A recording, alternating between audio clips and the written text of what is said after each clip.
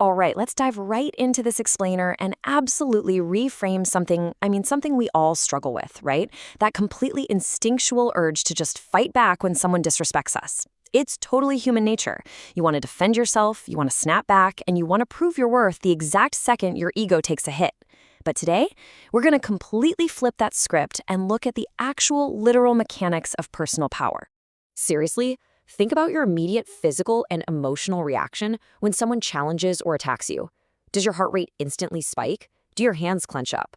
Are you mentally drafting that furious 5-paragraph text message you just desperately want to hit send on? You know the feeling, that burning, undeniable urge to immediately set the record straight and put them right in their place.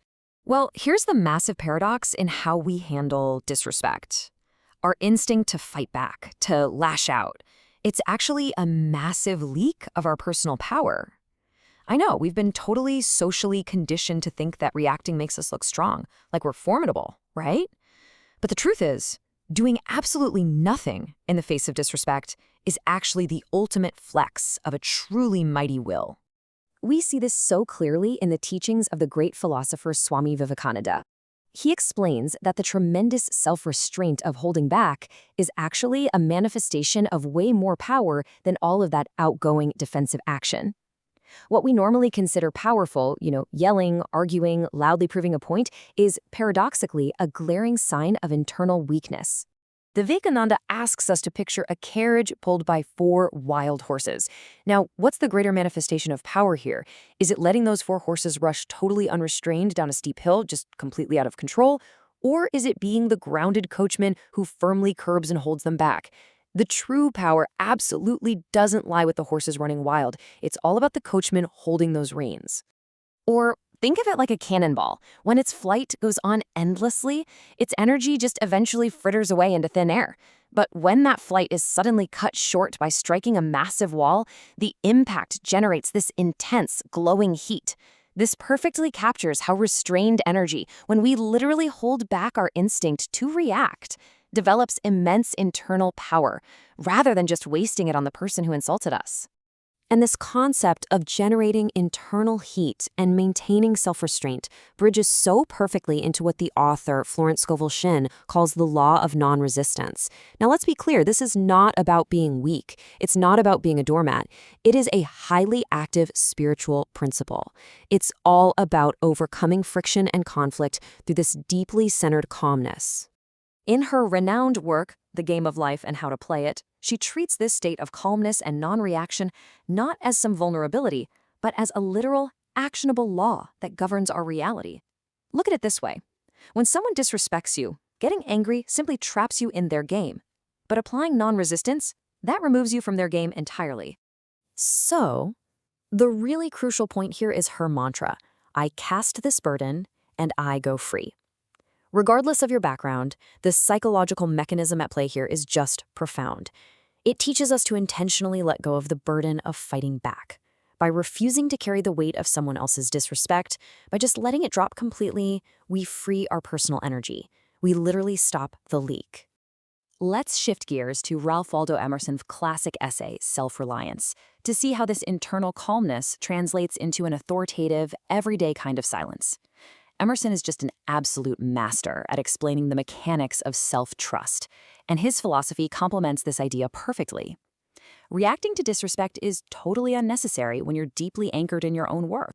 Emerson captured this beautifully in what's probably one of his most famous lines, "Trust thyself, every heart vibrates to that iron string." He believed that the absolutely trustworthy is seated directly at our own heart, meaning we simply do not need to validate our existence by reacting to the noise, the insults, or the opinions of anyone else. If you trust that iron string within yourself, the disrespect just bounces right off. He points out this brilliant truth about human nature, too. Human character publishes itself evermore, even when you sit perfectly still. You might think you need to speak up to defend your honor, but Emerson argues that if you intentionally choose not to speak or react, your fellow men actively feel that reserved wisdom. As he puts it, your silence answers very loud. Just take a second to let that idea sink in. True power doesn't need an oracle to constantly utter defensive words.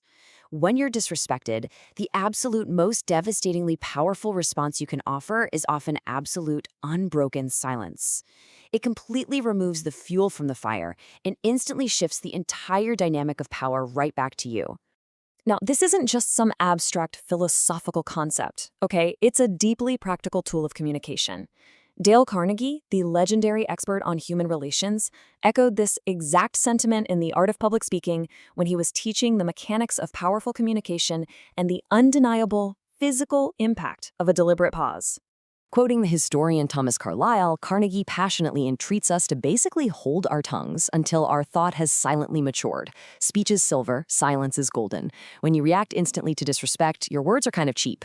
But when you deliberately hold them back, your silence is truly golden. Carnegie notes a really fascinating physical reality here. A babbling speaker or someone who instantly snaps back with an insult is basically just a stuffed doll upholstered with sawdust. They have zero emotional tension. But the tautness, the nodding of the muscles, the contraction of actually holding back your reaction, that reveals the terrifying dynamo within. It's that stored up, unreleased force that makes an audience, or an opponent for that matter, hang on your every single move. Section 1. Building a mighty will.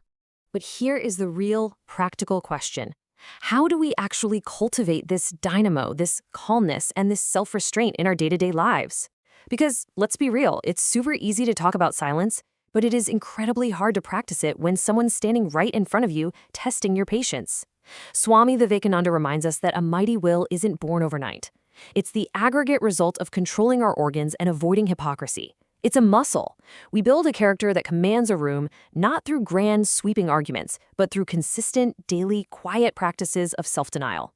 He actually outlines that we must build this mighty will through very specific tiny acts. Practicing non-attachment so we aren't so easily offended.